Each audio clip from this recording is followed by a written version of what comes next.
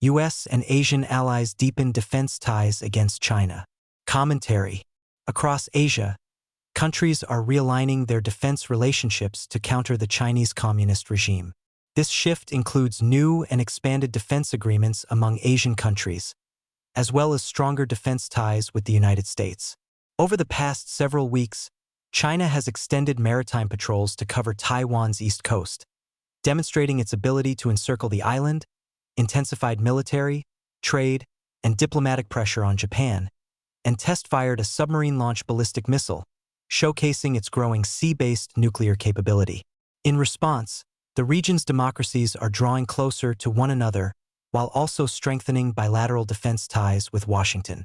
Tokyo's military buildup began with the December 2022 National Security Strategy adopted under then-Prime Minister Fumio Kishida, which set a goal of raising defense spending to 2% of GDP by fiscal year 2027. Under Prime Minister Sanai Takaichi, Japan accelerated that timeline, pledging to reach the 2% target by March 2026.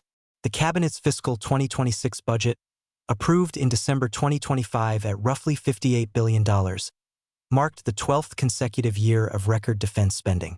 Defense Minister Shinjiro Koizumi called the increase the minimum needed, as Japan faces the severest and most complex security environment in the post-war era. Japan and the Philippines have moved in parallel. The two countries signed a visiting forces agreement and have expanded joint training, port visits, and military intelligence sharing, while Philippine efforts to modernize its surface fleet through Japanese technology transfers are giving Manila greater capability to confront Chinese activity in the South China Sea. The United States has separately strengthened its own bilateral ties across the region. For the Philippines, Trump administration officials have reaffirmed the ironclad commitment, supporting Philippine military modernization and a bilateral task force to deter Chinese coercion in the South China Sea. Congress appropriated an additional $144 million in fiscal year 2026 for enhanced defense cooperation agreement site infrastructure, and defense ministers from the United States, Philippines, Japan, and Australia have held 4 multilateral meetings to strengthen cooperation. Indonesia has also deepened its defense ties with Washington. On April 13th, the two countries established a major defense cooperation partnership. The agreement elevated years of informal cooperation into a structured framework covering joint exercises, technology collaboration, and the modernization of Indonesian military equipment. The pact expands the U.S. military's reach over the Strait of Malacca, the choke point through which roughly 29% of the world's maritime oil trade passes. The partnership stops short of a formal alliance. However, Indonesia has maintained a parallel defense track with Beijing. In April 2025, China and Indonesia held the first ministerial meeting of their joint foreign and defense ministerial dialogue. They also signed a memorandum establishing a comprehensive strategic dialogue mechanism. As recently as March 2026, Jakarta said it was ready to enhance security sector cooperation with Beijing. On the defense equipment side, the State Department reported $1.88 billion in active government-to-government sales cases with Indonesia as of mid-2025, including proposed F-16 fighters, Apache helicopters, Osprey aircraft, and Javelin and AMRAAM missiles. That builds on a 2022 deal in which Washington approved a $14 billion sale of F-15 fighters, engines, and munitions to Jakarta, formalized through a 2023 memorandum for 24 F-15EX jets that remains subject to final U.S. authorization and delivery. As of April 2025, Indonesia was still weighing additional purchases of U.S. fighter jets and munitions, in part as leverage against tariffs imposed by the Trump administration on its exports. Indonesia and China have also had recurring maritime disputes over the Natuna Islands. In March 2016, an Indonesian Navy ship fired on and detained a Chinese fishing boat, the Kwai Fei, after it was caught in the Natuna Exclusive Economic Zone.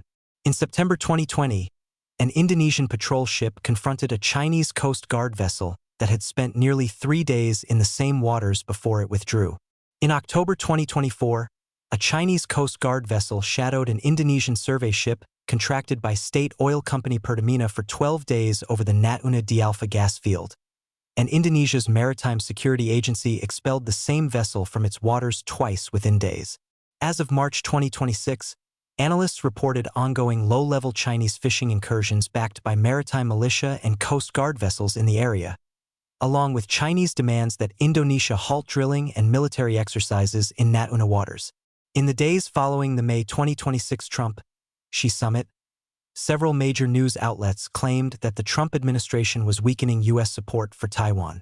However, the numbers show that the U.S. commitment is increasing, not waning.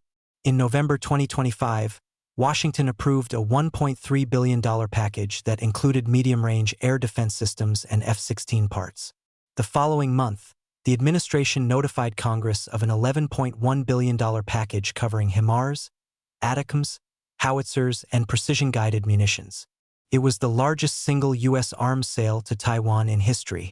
Together, the 2025 packages total roughly $12.4 billion, exceeding the entire $8.4 billion in arms sales approved during the 4 years of the Biden administration. The negative media framing stems from a delay.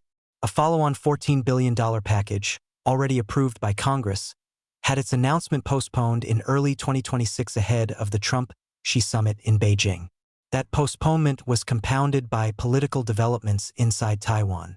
The opposition-controlled Legislative Yuan spent months blocking President Lai Ching-te's proposed $40 billion special defense budget, which was intended to fund the arms purchases already agreed to. Taiwan's legislature did not resolve the impasse until May 8, when it passed a scaled-back $780 billion new Taiwan dollars special defense budget, well below the amount Lai had requested. Taiwan's own government has consistently said that U.S. policy has not changed. Taiwanese officials said they received a letter of guarantee from Washington indicating its willingness to authorize the next arms sale, and Taiwan's Ministry of National Defense said in March that the U.S. internal review process was proceeding on schedule. Although the media has claimed that Trump is withdrawing U.S. support for America's Asian allies, the facts tell a different story.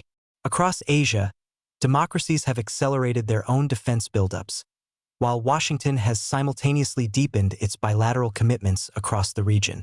Together, the United States and its allies are strengthening regional defenses to deter CCP aggression.